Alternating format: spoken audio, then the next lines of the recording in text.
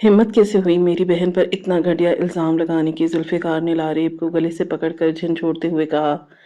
पीछे खड़ी हुई माया के चेहरे पर शैतानी मुस्कुराहट थी। इसका आशिक ऐन मौके पर दरवाज़ा खुलते ही फरार हो चुका था और इल्ज़ाम बेचारी भाभी पर लगा दिया गया।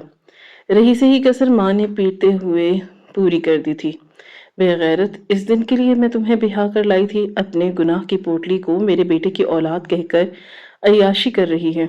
ये सुनते ही जुल्फ़िकार ने लारेब को हाथ में पकड़ी हुई कैंची का वार करके एक ही झटके में मैं कमरे से बाहर आई तो मुझे किसी की बिन बनाहट की आवाज़ आने लगी। ऐसा लगता था कि जैसे कोई आपस में बात कर रहा हो या फिर फ़ोन पर हो। मैंने चारों तरफ नज़र दौड़ाई थी और फजर के वक्त सिर्फ घर में मैं ही उठी थी। बाकी मेरे शौहर, उनकी बहन और अम्मा सो रहे होते थे। चारों तरफ देख लेने के बावजूद मुझे कोई नज़र नहीं आया था। शायद मेरा वहम था। मैं वज़ू करने के लिए सीधा वॉश बेसिन की तरफ बढ़ी थी, लेकिन अचानक अब आवाज़ें सिर्फ साफ आना शुरू हो गई थी। मैंने सर उठाकर छत की तरफ देखा तो मेरा दिल धक से रह गया। मेरी नंद वहाँ बैठी किसी से महुए गुफ्तगू में थी। फौरन जीने के नीचे खड़ी हो गई थी और कान लगाकर सुनने लगी थी। चंद लम्हे बाद ही मेरा मुंह खुल गया था, क्योंकि वो किसी लड़की से बात नहीं कर रही थी, बल्कि किसी लड़के को अपनी मोहब्बत का एहसास दिला रही थी। इससे नाज़ीबा बात कर रही थी। मैं चेहरा छुपाए फौरन अपने कमरे में वापस आ गई थी। मेरा दिल ज़ोर ज़ोर से धड़क रहा था। माया की उम्र बहुत कम थी। मेरा दिल ज़ोर-ज़ोर से धड़क रहा था। माया की उम्र बहुत कम थी। अगर वो ऐसे काम में मुलविस हो चुकी थी, तो मुझ पर लाज़िम था कि मैं इसको समझाकर सीधी राह पर लाऊँ। मुझे मालूम था ये सब गुनाह है और इस सज़ा का रब काबा के पास बहुत ही बदतर है। काफ़ी देर तक मैं अपने कमरे में खड़ी रही, मगर नमाज का वक़्त निकल रहा था। तेज़ कदमों से बाहर आई थी ताकि इससे मेरी मौजूदगी का एहसास हो जाए। और मेरे सोचने के बिल्कुल ठीक मुताबिक ऐसा ही हुआ था। बाहर आते ही मैं बुलंद आवाज़ में कलमा तैयबा पढ़ रहा था। इसको फ़ौरन होश आ गया। मोबाइल फ़ोन बंद करके वो अब सीने से उतर रही थी। मैंने वज़ू करना शुरू कर दिया। वो मेरे बगल से निकलकर सीधा अपने कमरे की तरफ बढ़ गई थी, जबकि मैंने वज़ू बनाकर आसमान की तरफ शहादत की उँगली उठाए कलमा पढ़ा था और फिर रब्बिल इज़्ज़त से दुआ मांगी थी। ए मेरे अल्लाह, ये लड़की हमारे ख़ानदान की इज़्ज़त है। इसको सीधी राह पर चलने की तौफ़ीक दे। अगर ये इसी तरह भटकेगी, हमारे लिए नुकसान होगा। मैं नहीं चाहती मेरे शौहर की इज़्ज़त पर ज़रा भी हर्फ़ आए।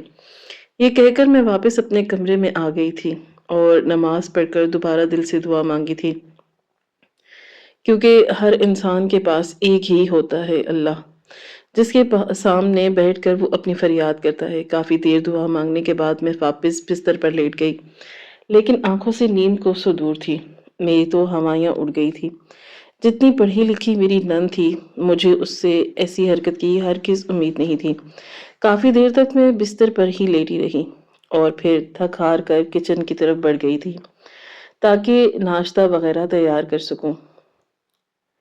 रात में ही मैं पूरा किचन साफ करके सोती थी, ताकि सुबह मुझे किसी भी किस्म की परेशानी ना हो।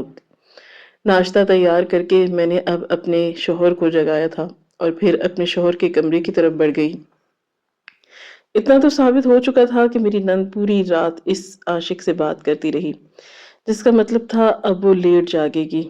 मैंने सिर्फ अपनी सास को जगाया था, जबकि वो हाँ में सर हिलाकर उठ गई। जल्दी जल्दी मैं अब बरामदे की सफाई करने लगी थी, क्योंकि हम यहीं पर नाश्ता करते थे। कुछ देर के बाद मेरे शौहर और मेरी सास बाहर आ गए थे। मैंने इनके सामने नाश्ता लगा दिया था, जबकि मेरी सास मेरे शौहर को देखते हुए बोले, माया को कॉलेज की फीस चाहिए थे, तुम पैसे दे देना, और वो कुछ और भी मांग रही थी, तो इस बार ज़्यादा ही दे देना। जबकि मैंने मशकूक नज़रों से अपनी सास को देखा था। क्या उन्हें अपनी बेटी का राज मालूम है? मगर उनके चेहरे से बिल्कुल भी ऐसा कुछ ज़ाहिर नहीं हो रहा था, यानी वो भी इस बात से नावाकिफ़ थीं। मेरे शौहर ने एक नज़र मुझ पर डाली थी और वो मुझे देखते हुए बोले, जो पैसे मैंने तुम्हें तुम्हारी अम्मा के घर जाने के लिए दिए हैं, वो तुम अम्मा को ला कर दे देना। मैं तुम्हें फिर पैसे दे दूंगा और भी तुम नहीं जाओगी। कुछ दिन यहीं पर ठहर जाओ, बच्चों की पढ़ाई का भी हर्ज होता है। ان کی بات سن کر میں تڑپ کر بولی تھی، لیکن مجھے اماں کی بہت یاد آ رہی ہے اور ان کی طبیعت بھی ٹھیک نہیں ہے، اور آپ نے اتنے پیسے دیے کبھی صرف 2,000 ہیں۔ جبکہ وہ مجھے دیکھتے ہوئے بولے، میرے سامنے زبان درازی کرنے کی زیادہ کوشش مت کرو، جو تمہیں کہا ہے اسی پر عمل کرو، اور اب جا کر میرے لیے گرم چائے لاؤ، یہ ٹھنڈی ہو چکی ہے۔ وہ ہمیشہ سے مجھے ایسے ہی نیچا دکھاتے آئے تھے۔ کافی ٹائم سے میں ان کا یہ رویہ برداشت کر رہی تھی، اور اس کے رویے کے پیچھے چھپی ہوئی وجہ بھی مجھے معلوم تھی۔ انہیں بیٹے کا باپ بننا تھا، لیکن اللہ نے مجھے 2 بیٹیوں سے نوازا تھا۔ میں نے تو دل ہی دل میں یہ بھی طے کر لیا تھا کہ اپنی نند کے قریب اپنی بچیاں نہیں جانے دوں گی۔ خدا نہ خواستہ اگر اس عورت نے میری بچیوں میں بھی یہ گندگی ڈال دی، تب کیا ہوگا؟ میں خاموشی سے اٹھ کر کچن چلی گئی، تاکہ بلا فضول میرے گھر کا ماحول خراب ہی نہ ہو۔ لیکن مجھے اب غصہ آ رہا تھا۔ اتنا تو یقین تھا کہ یہ ایکسٹرا پیسے یقیناً اپنے عاشق پر لوٹائے جائیں گے، یا پھر خود کے بناؤ سنگھار میں لگا دیے جائیں گے۔ میں نے سر جھٹک دیا تھا۔ فی الحال میں ایسا کچھ بھی سوچ کر اپنا دماغ بدزن نہیں کرنا چاہتی تھی۔ ناشتے وغیرہ سے فارغ ہو کر میں نے انہیں رخصت کر دیا تھا۔ بچیاں بھی اسکول چلی گئی تھیں، جبکہ میں جان بوجھ کر اماں کو دیکھتے ہوئے بولی، مایا کا کالج نہیں جانا 4 دن ہو گئے ہیں، مسلسل چھٹیاں کر رہی ہے، اور صبح بھی دیر سے اٹھتی ہے۔ رات بھر یہ سوتی نہیں ہے کیا؟ میں نے بظاہر کافی فکر مندی سے کہا تھا، لیکن انداز تنزیہ ہی تھا۔ میری ساس مجھے دیکھتے ہوئے بولی، ان کا کہنا تھا کہ کچھ دن تک کالج کی چھٹی ہے، کہہ رہی تھی جائے گی، خیر تم اس کے لیے ناشتہ تیار کر دو، اٹھ کر لے گی۔ جبکہ میں اب اماں کے پاس بیٹھتے ہوئے بولی، اماں ہمیں چاہیے کہ مایا کو اب گھرداری سکھائیں، تاکہ جب اس کی شادی ہو کوئی پریشانی نہ ہو۔ آج کل لڑکیوں کی پڑھائی نہیں بلکہ گھرداری کا ہنر دیکھتے ہیں۔ مجھے اسے دیکھ دیکھ کر پریشانی ہوتی ہے کہ اماں میری بات سن کر بولی، تم زیادہ میری بیٹی کے معاملے میں دخل اندازی مت کرو۔ میں نے تمہیں پہلے بھی کہا تھا، مایا سے دور رہا کرو، میری ایک ہی تو بچی ہے، ہر وقت تم اس کے پیچھے لگی رہتی ہو۔ اگر تمہیں پیسے نہیں دینے تو مت دو، میرا بیٹا کوئی اور بندوبست کر لے گا۔ جا کر اپنی اماں کے گھر پر سج جاؤ، کیونکہ تم اس گھر کو اپنا گھر سمجھتی ہی نہیں ہو۔ آج تک تم نے اس گھر کو اپنا گھر قبول ہی نہیں کیا۔ ان کی بات سن کر میری آنکھوں میں آنسو آ گئے تھے۔ میں سر نفی میں ہلاتے ہوئے بولی، نہیں اماں، ایسی بات نہیں ہے، میں صرف فکر میں بول رہی ہوں، اور اگر آپ کو میرا کہنا برا لگا ہے تو معذرت، میں اب دوبارہ ایسی کوئی بات نہیں کروں گی۔ یہ کہتے ہی میں اپنی جگہ سے کھڑی ہو گئی تھی اور ناشتے کے برتن سمیٹ کر کچن کی طرف بڑھ گئی تھی، تاکہ جلدی جلدی برتن وغیرہ صاف کر کے دوپہر کے کھانے کا انتظام کروں۔ ساس کو 12 بجے تک بھوک لگ جاتی تھی، اور لگنا بھی عام سی بات تھی۔ ہم صبح 7 بجے تک ناشتہ کر لیتے تھے۔ کچن کی صفائی کرنے کے بعد میں اپنے کمرے میں آئی تھی اور کمرہ وغیرہ صاف کر کے کچھ دیر لیٹ گئی تھی۔ صبح جلدی جاگنے کی وجہ سے مجھے اب شدید نیند آ رہی تھی۔ میں کب گہری نیند میں سو گئی مجھے کچھ پتہ نہیں چلا۔ وقت دھیرے دھیرے گزرتا جا رہا تھا۔ کچھ دیر کے بعد میری آنکھ کھلی تھی۔ ایسا لگا تھا کہ جسے باقاعدہ طور پر میرے کمرے میں سے کوئی بھاگا ہو۔ یہی وجہ تھی کہ آہٹ سے میں فوراً جاگ گئی تھی۔ میری عادت میں شمار تھا، ذرا سی بھی میرے کان کے پاس آہٹ ہوتی تھی اور میں اٹھ جاتی تھی۔ میں نے اٹھ کر چاروں طرف نظر دوڑائی تھی اور پھر سر جھٹک کر کچن کی طرف بڑھی تھی، تاکہ اب جلدی جلدی دوپہر کا کھانا تیار کر سکوں۔ باہر آئی تو دونوں ماں بیٹیاں برآمدے میں بیٹھی چائے پی رہی تھیں۔ یقیناً میری ساس نے ہی چائے بنائی ہوگی، کیونکہ میری نند کو یہ سب کام بالکل پسند نہیں تھے۔ وہ صاف کہتی تھی کہ کچن سے مجھے نفرت ہے۔ ہاں، کھانا تو کھا سکتی ہوں، لیکن کچن میں داخل ہونا مجھے خوف میں مبتلا کر دیتا ہے۔ فی الحال میں اپنا سر جھٹک کر خاموشی سے کچن میں آ گئی تھی اور اپنے کام میں لگ گئی تھی۔ کھانا وغیرہ تیار کر کے میں دوپہر کے وقت اماں کے کمرے میں داخل ہوئی تو وہ مجھے دیکھتے ہوئے بولی، تمہیں ذوالفقار بول کر گیا تھا کہ مایا کو پیسے دے دینا، لیکن ابھی تک تمہاری جیب سے پیسے ہلکے نہیں ہوئے، کیا مسئلہ ہے؟ واقعی دینے کو ارادہ نہیں ہے؟ جبکہ میں سر نفی میں ہلاتے ہوئے بولی، نہیں نہیں اماں، میں لا رہی ہوں۔ وہ مایا سو رہی تھی اس لیے میں نے اسے پریشان نہیں کیا۔ اب آپ مجھے یہ بتائیں کہ پہلے ہم کھانا کھائیں یا میں پیسے دے دوں؟ وہ مجھے دیکھتے ہوئے بولی، خیر پہلے کھانا لگانا کر اس کے بعد لا کر پیسے دے دینا، مجھے بھوک لگ رہی ہے، پھر دوا بھی لینی ہے۔ ان کی بات سن کر میں نے شکر کا سانس لیا تھا کہ اس عمر میں بھی انہیں اپنی صحت کا بڑا خیال تھا۔ میں خاموشی سے کچن کی طرف بڑھ گئی تھی۔ کھانا وغیرہ نکال کر میں نے برآمدے میں ہی لگا دیا تھا۔ اماں نے اپنی بیٹی کو بھی بلا لیا تھا۔ ہم نے ساتھ ہی کھانا تناول کیا تھا۔ کھانا کھانے کے بعد میں جب برتن سمیٹنے لگی، وہ مجھے دیکھتے ہوئے بولی، بھابی پیسے دے دینا، مجھے تھوڑا مارکیٹ کی طرف جانا ہے، کچھ کتابیں وغیرہ خریدنی ہیں۔ میں نے ایک نظر اس پر ڈالی تھی، نہ جانے کیوں اس کے ارادے مجھے کچھ ٹھیک نہیں لگ رہے تھے، مگر فی الحال میں اپنا سر جھٹک کر سامان رکھ کر اپنے کمرے کی طرف آ گئی تھی، اس بات سے بے خبر کہ میرے لیے پہلی ہی جال بچھایا جا چکا ہے۔ میں سیدھا اپنی الماری کی طرف بڑھی تھی۔ پیسے کم ہوتے تھے لیکن میں ہمیشہ ان پیسوں کو بہت سنبھال کر رکھتی تھی۔ میری جمع پونجی یہی تو تھی، اگر میرے پاس یہ بھی نہ ہوتے تو میں کبھی بھی سکون سے نہیں رہ پاتی۔ ہر عورت کے پاس کچھ نہ کچھ پیسے ہونے چاہیے، کئی ضرورتیں ہوتی ہیں ہاں جو ہم اپنے شوہر سے نہیں کہہ سکتے ہیں۔ میں نے اپنی الماری کھولی اور جیسے ہی تجوری کھول کر پیسے نکالنے کے لیے ہاتھ آگے بڑھایا، میرا ہاتھ وہیں رک گیا، کیونکہ تجوری میں ایک بھی پیسہ نہیں تھا۔ ایسا لگتا تھا جیسے کسی نے میرا دل مٹھی میں لے کر مسل دیا ہو۔ میرے کچھ کاغذات بھی وہیں رکھے ہوئے تھے۔ میں نے فوراً ساری چیزیں تجوری سے باہر نکال دی تھی، مگر وہاں پر ایک تھیلا بھی موجود نہیں تھا۔ مجھے ایسا لگ رہا تھا کہ جیسے کسی نے میری جان حلق میں اٹکا دی ہو۔ نہیں، ایسا نہیں ہو سکتا، اس تجوری کا صرف مجھے پتا تھا۔ میں اپنے شوہر کو کبھی بھی یہاں تک نہیں آنے دیتی تھی۔ انہیں بھی اس بات کا علم تھا کہ یہ میرے سامان کی جگہ ہے۔ بے شک پورے گھر پر ان کا راج تھا، گھر کے سربراہ وہ تھے، لیکن اس بات کا خیال وہ بھی رکھتے تھے کہ میری کچھ پرائیویسی ہو۔ میں فوراً کمرے سے باہر آئی تھی اور اپنی ساس اور نند کو دیکھتے ہوئے بولی، میرے یہ پیسے تجوری میں رکھے تھے، سارے پیسے کہاں گئے؟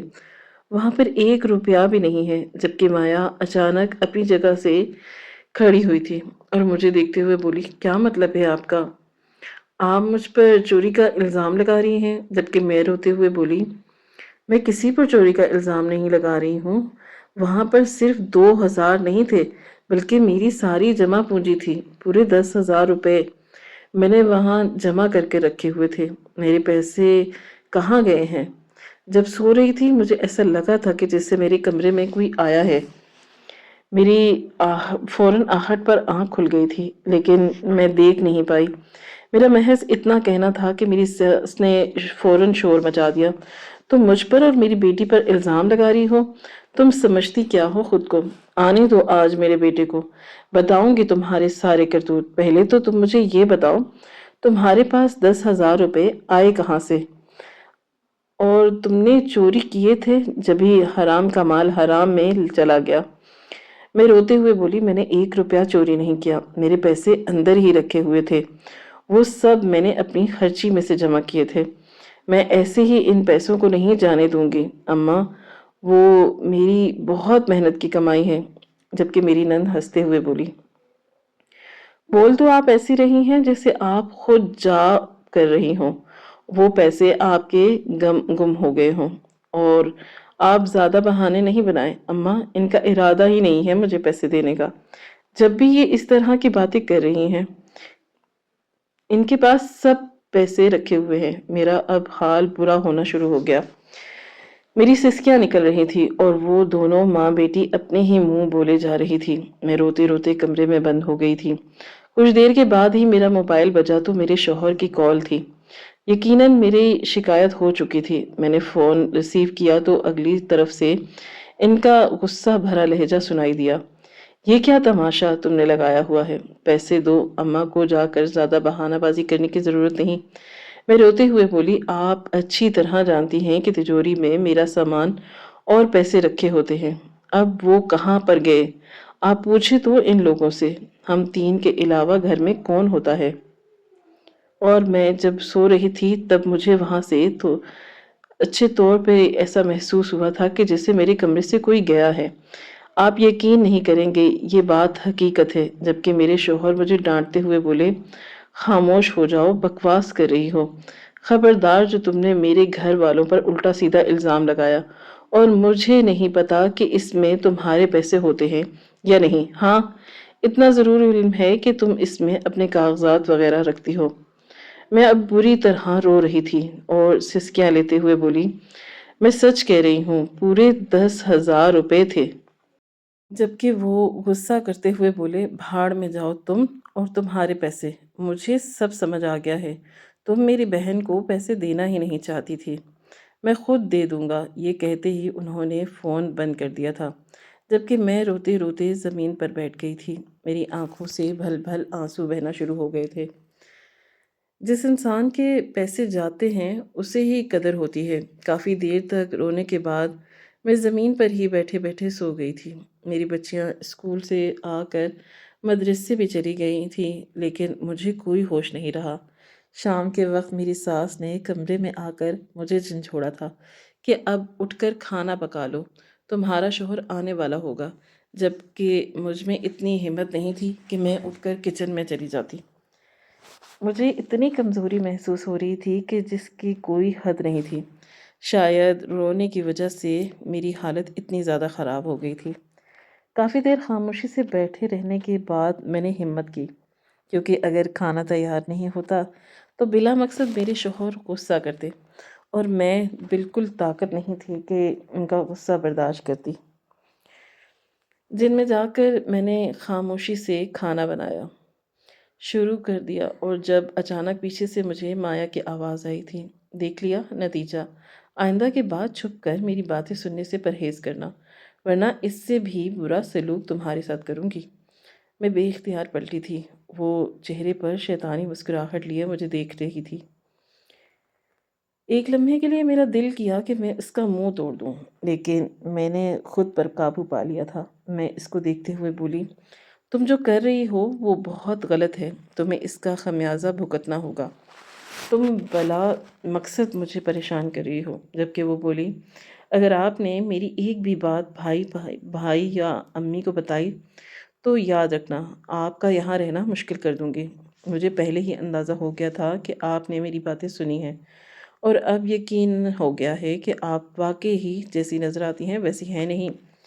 میں بھی اس کے منہ بولی تھی، تم بھی جیسی نظر آتی ہو ویسی ہو نہیں، اتنی گندی ہو گئی ہو، میں نے سوچا نہیں تھا، اتنی کم عمر ہے تمہاری اور تم اتنی گری ہوئی حرکتیں کر رہی ہو۔ جبکہ وہ مجھے دیکھتے ہوئے بولی، آپ خاموش رہیں، یہ زیادہ بہتر ہوگا، ورنہ آپ یہاں نہیں رہ پائیں گی۔ یہ کہتے ہی وہ اپنے کمرے میں چلی گئی تھی، جبکہ میں وہیں سر تھام کر بیٹھ چکی تھی۔ مجھے معلوم تھا اگر میں اپنے شوہر کو یہ بات کہوں گی تو وہ میری بات پر کبھی یقین نہیں کریں گے، بلکہ الٹا مجھ ہی پر الزام لگا دیں گے۔ تمہاری نیت ہی خراب تھی، نہ تم میری بہن کو پیسہ دینا چاہتی تھی اور نہ ہی اس کو یہاں رکھنا چاہتی ہو، جبکہ یہ تم پر الٹے سیدھے الزام لگا رہی ہو۔ حالانکہ ایسا کچھ بھی نہیں تھا۔ کافی دیر تک میں کچن میں بیٹھی رہی اور پھر ہمت کر کے دوبارہ کھانا بنانے میں مصروف ہو گئی تھی۔ وقت دھیرے دھیرے گزرتا جا رہا تھا۔ رات آ کر میرے شوہر نے مجھے خوب ڈانٹا تھا۔ میں نے بھی ان سے خوب لڑائی کی تھی کہ یہ کارنامہ آپ کی بہن نے ہی سر انجام دیا ہے، ایک دفعہ آپ جا کر اسے چیک کریں، اگر میرے پیسے نہ ملے تو کہنا۔ مگر انہوں نے ایسا کچھ بھی نہیں کیا۔ معمول کے مطابق آج جمعہ تھا۔ میری ساس عموماً اپنی بہن کے گھر آج کے دن ہی جاتی تھی۔ وہ روزمرہ کی طرح تیار ہو کر ناشتے کے بعد اپنی بہن کی طرف روانہ ہو گئی تھی۔ میری بچیاں اسکول سے آ کر اور میں اپنے کمرے میں لگی ہوئی تھی۔ میری نند اپنے کمرے میں سو رہی تھی، لیکن آج مجھے نہیں معلوم تھا کہ میری زندگی کس ڈگر پر آنے والی ہے۔ دوپہر 1 بجے میری بیٹیاں اسکول سے آ گئی تھیں۔ انہیں 2 بجے تک آج مدرسے جانا تھا، اور آج اتفاق کے طور پر اس کے مدرسے میں میلاد دعوت تھی، جس میں گھر کی ماؤں کو بھی مدعو کیا گیا تھا۔ 2 دن سے ہی وہ دونوں میرے پیچھے لگی ہوئی تھی، اماں آپ بھی ہمارے ساتھ چلیں گے۔ میں نے انہیں منع کر دیا تھا کہ بیٹا آپ دونوں چلی جانا، مجھے گھر میں بہت کام ہوتے ہیں۔ رات میں آپ کے پاپا آئیں گے، اس سے پہلے مجھے کپڑے پریس کرنے ہوتے ہیں، کھانا وغیرہ بنانا ہوتا ہے، گھر کی صفائی ہے۔ لیکن وہ روتے ہوئے جا رہی تھی، جس کی وجہ سے مجبوراً میں ان کے ساتھ جانے پر آمادہ ہو گئی تھی، لیکن یہی سوچا تھا کہ 1 گھنٹے تک واپس آ جاؤں گی۔ اپنی نند کے کمرے میں جھانکا تو وہ موبائل چلا رہی تھی۔ اسے آگاہی دے کر میں اپنی بچیاں لیے سیدھا مدرسے آ گئی، اس بات سے بے خبر کہ پیچھے کس طرح کا غلیظ کھیل کھیلا جائے گا۔ وقت دھیرے دھیرے گزر رہا تھا، نلاز شروع ہو گئی تھی، لیکن مجھے نہ جانے کیوں گھبراہٹ ہونے لگی۔ مجھ سے وہاں بیٹھا ہی نہیں جا رہا تھا۔ آدھا گھنٹہ بیت گیا، میں نے اپنی بچیوں کو دیکھا تو اور ان کے سر پر ہاتھ پھیرتے ہوئے بولی، گڑیا آپ دونوں بیٹھو، میں جا رہی ہوں، گھر پر جا کر کافی کام کرنا ہے، میں کوشش کروں کہ 1 گھنٹے تک واپس آ جاؤں۔ جبکہ وہ دونوں راضی ہو گئی تھیں۔ ان کی دوستیں وغیرہ بھی اپنی امی کے بغیر آئی تھی، اس لیے انہوں نے مجھے جانے دے دیا۔ میں سیدھا گھر کی طرف بڑھ گئی تھی، اس بات سے بے خبر کہ اپنے لیے گڑھا خود کھودنے جا رہی ہوں۔ ایک مختصر مسافت طے کر کے میں گھر پہنچ گئی تھی۔ گھر میں داخل ہوئی تو مجھے عجیب سی بے چینی محسوس ہوئی تھی۔ ایسا لگتا تھا کہ جیسے میری نند کے علاوہ بھی گھر میں کوئی موجود ہے۔ میں دھیرے دھیرے قدم اٹھاتی ہوئی اس کے کمرے کے پاس گئی، اور جیسے ہی میں نے کمرے کا دروازہ کھولا، اگلا لمحہ میرے لیے کسی موت کے برابر تھا۔ وہ گناہ میں ملوث تھے، میں نے فوراً رخ تبدیل کر لیا۔ وہ فوراً ہوش میں آئے تھے اور خود کو درست کیا تھا۔ میں اس کے پیچھے بھاگی تھی، لیکن کہتے ہیں نا، انسان اپنے لیے خود عذاب کھڑا کر لیتا ہے۔ اسی پل گھر کا دروازہ کھلا۔ جس انداز میں اس کے پیچھے گئی تھی، ایسا لگتا تھا کہ جیسے میں اسے روک رہی ہوں۔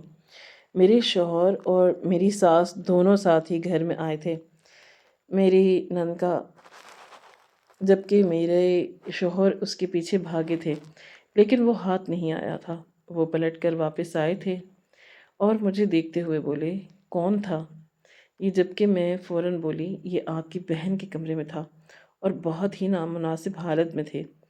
میں اپنی بچیوں کے ساتھ مدرسے گئی ہوئی تھی، ابھی ابھی پہنچی تھی۔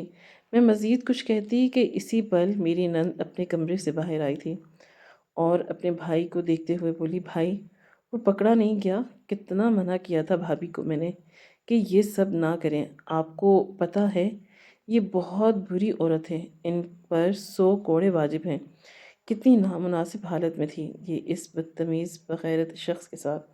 پوچھیں آپ ان سے، یہ آپ کو دھوکہ کیوں دے رہے ہیں؟ جبکہ میں یہ روتے ہوئے بولی، جھوٹ مت کہو، تم یہ میرا نہیں، یہ تمہارا، اور یہ مجھ پر الزام لگا رہی ہے، لیکن ایسا میں ہونے نہیں دوں گی۔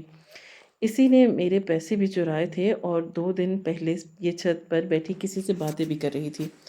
آپ کی بہن بہت بگڑ چکی ہے، کالج نے اسے برباد کر دیا ہے۔ میرا محض اتنا کہنا تھا کہ اچانک ہی میرے شوہر نے میرا گلا پکڑ لیا تھا اور مجھے جھنجھوڑتے ہوئے بولے، خاموش ہو جاؤ، تم ایسے کیسے میری بہن پر الزام لگا سکتی ہو؟ تمہیں زندہ نہیں چھوڑوں گا۔ یہ کہتے ہی انہوں نے مجھے زمین پر دھکیل دیا تھا۔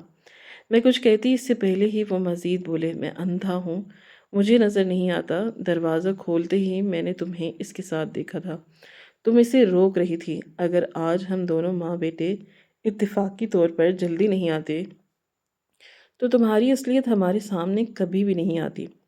اور تم مایا، تم نے کیوں نہیں بتایا مجھے پہلے، اگر تمہیں یہ سب علم تھا تو؟ جبکہ وہ روتے ہوئے بولی، بھائی میرا تو ارادہ تھا بہت پہلے ہی آپ کو یہ اور امی کو آگاہ کر دینے کا، لیکن بھابھی نے کہا تھا کہ اگر میں نے آپ کو یہ امی کو یہ ایک لفظ بھی بتایا تو مجھے بدنام کر دیں گی، اور دیکھیں آج یہ وہی کر رہی ہیں۔ یہ کہتے ہی وہ مصنوعی آنسو بہانے لگی تھی، جبکہ میری جان مزید عذاب ہو گئی تھی۔ میں ہاتھ جوڑتے ہوئے بولی، خدا کی قسم یہ جھوٹ بول رہی ہے، ایسا کچھ نہیں ہے، میں نے کچھ نہیں کیا۔ میں مزید کچھ کہتی اس سے پہلے ہی میری ساس نے میرے بالوں کو زور سے کھینچا تھا اور مجھے زمین پر دھکیلتے ہوئے مارنا شروع کر دیا۔ ناہنجار عورت، یعنی یہ 2 بچیاں میرے بیٹے کی نہیں ہیں، بلکہ تو نے کسی اور کی اولاد میرے بچے کے سر ڈالی تھی۔ تجھے کیا لگتا ہے یہ غلط کام تم کر رہی ہو اور ہمیں کبھی پتہ بھی نہیں چلے گا؟ بلاتے ہیں اس کے ماں باپ کو اور ان کو بتاتے ہیں اس کے قصور، جبکہ میں ان سے اپنے بال چھڑاتے ہوئے بولی، اماں باخدا میں نے کچھ نہیں کیا، مگر اس پر میرے شوہر نے ساتھ رکھی ہوئی کینچی کو اٹھایا تھا اور میرے پیٹ کے طرف وار کرتے ہوئے بولے، آج میں اسے زندہ نہیں چھوڑوں گا۔ مگر اسی پل میری ساس نے انہیں تھام لیا تھا اور مجھ سے دور کرتے ہوئے بولی، مارو مت، مارنے سے بلا فضول تم مصیبت میں پھنس جاؤ گے۔ اس کی ماں کو فون کر کے بلاؤ اور ان کے حوالے کر دو، پھر اسے چھوڑ دو کیونکہ مار کر تمہیں جیل ہو جائے گی اور پیچھے ہم دونوں ماں بیٹی برباد ہو جائیں گے۔ یہ سننا تھا اور میرے شوہر نے بنا سوچے سمجھے مجھے طلاق دے دی تھی۔ وہ مجھے دیکھتے ہوئے بولے، تمہاری جیسی عورت کے ساتھ میں نہیں رہ سکتا جو گھروں میں عاشق بلاتی ہو۔ میں نے کبھی نہیں سوچا تھا کہ تم میری وفا کا ایسا صلہ دو گی۔ میں اپنے پورے ہوش و حواس میں تمہیں طلاق دیتا ہوں، طلاق دیتا ہوں، طلاق دیتا ہوں، نکل جاؤ یہاں سے۔ میں ان کو دیکھتے ہوئے بولی تھی، خدا آپ تینوں کو غارت کرے گا، آپ نے میرے ساتھ کیا، رب العزت اس کی معافی آپ کو ہرگز نہیں دے گا، آپ لوگ آباد ہو کر بھی برباد رہیں گے۔ یہ میری بد دعا ہے، ایک ماں کی بد دعا، ایک بیوی کی بد دعا، اور تم کبھی خوش نہیں رہ پاؤ گی۔ مایا، تم نے میرے ساتھ بہت برا کیا۔ جبکہ میرے شوہر نے اب دروازہ کھول کر مجھے باہر کی طرف دھکیل دیا۔ میرے ہاتھ پاؤں بری طرح چھل گئے تھے۔ میں روتے ہوئے اپنی جگہ سے کھڑی تھی، مگر ابھی میں نے 4 قدم ہی آگے بڑھائے تھے جب اچانک دھڑام کی آواز آئی تھی۔ میں نے پلٹ کر دیکھا تو ہمارے گھر کی چھت گر گئی تھی، یعنی برآمدے میں جو ہم نے چھت ڈالی تھی وہ پوری کی پوری گھر گر چکی تھی۔ اس کے ساتھ ہی کمرے کی چھت اور دیواریں بھی گر گئی تھی۔ یہ ہوا کیا تھا کچھ سمجھ نہیں آیا تھا۔ میری سانسیں تھم گئی تھی۔ محلے کے سب لوگ جمع ہو گئے تھے۔ مجھے باہر دیکھ سب میرے قریب گئے اور پوچھ رہے تھے کہ ہوا کیا ہے، جبکہ میرا رب جانتا تھا اس وقت میں کس کنڈیشن میں تھی۔ فوراً ہی ریسکیو ٹیم کو بلایا گیا۔ ملبے میں وہ تینوں پوری طرح سے کچلے گئے تھے۔ اللہ کا انصاف اتنی جلدی بھی آ سکتا ہے میں نے کبھی نہیں سوچا تھا، لیکن میرا ٹینشن ایسا ہرگز نہیں تھا کہ وہ تینوں ہی مر جائیں۔ واردات پر ہی ان کی موت ہو گئی تھی۔ میں نے کسی کو بھی طلاق کا نہیں بتایا تھا، کیونکہ جو اس دنیا سے جا چکی تھی بلا مقصد میں اسے بدنام کیوں کرتی۔ میں نے اپنے شوہر کے نام کی عدت گزاری تھی، مگر میں جب بھی سوچتی ہوں تو میری روح لرز جاتی ہے کہ اللہ اتنی جلدی ابھی انصاف نہیں کر دیتا، کیونکہ میرے ساتھ بے حد ناانصافی ہوئی تھی۔ جب سے شادی ہوئی تھی تب سے ہی مجھے صرف اور صرف ہر بات پر طعنہ دیا گیا تھا، تم نے 2 بیٹیاں دی ہیں اور پھر اتنا بڑا الزام۔ تقریباً 1 ہفتے بعد اس لڑکے کا بھی میسج میرے پاس آیا تھا۔ اس نے رو رو کر مجھ سے معافیاں مانگی تھی کہ آپ کے ساتھ بہت برا ہوا تھا، نتیجہ میں ان کے ساتھ جو ہوا وہ میری روح لرزا چکا ہے، آپ مجھے معاف کر دینا۔ جبکہ میں نے کچھ نہیں کہا۔ میں اب اپنی بچیوں کے ساتھ اپنے ماں باپ کے گھر ہی رہ رہی تھی۔ ابا میرے لیے رشتہ تلاش کر رہے ہیں، لیکن میں نے ان سے صرف اتنا ہی کہا تھا کہ اگر آپ لڑکا ڈھونڈ رہے ہیں تو صرف ایسا ڈھونڈنا جو مجھے انصاف سمجھے، نہ کہ جانور۔ میں تمام مسلمان بھائیوں کو اور بہنوں کو ایک پیغام دینا چاہتی ہوں، زندگی بہت چھوٹی ہے، دوسروں کے ساتھ کچھ بھی غلط نہیں کریں، کیونکہ وہ رب کعبہ سخت سزا دینے پر قادر ہے۔ ناظرین، آپ کو آج کی کہانی کیسی لگی؟ کامنٹ باکس میں اپنی رائے کا اظہار ضرور کریں۔ خواہش صرف اتنی ہے کہ کچھ الفاظ لکھوں جس سے کوئی گمراہی کے راستے پر جاتے جاتے رک جائے، اور نہ بھی رکے تو سوچ میں ضرور پڑ جائے۔ دوستوں، امید کرتی ہوں کہ آپ کو یہ کہانی پسند آئی ہوگی۔ کہانی پسند آئی ہو تو ویڈیو کو لائک کریں، کامنٹ کریں اور شیئر کرنا نہ بھولیں۔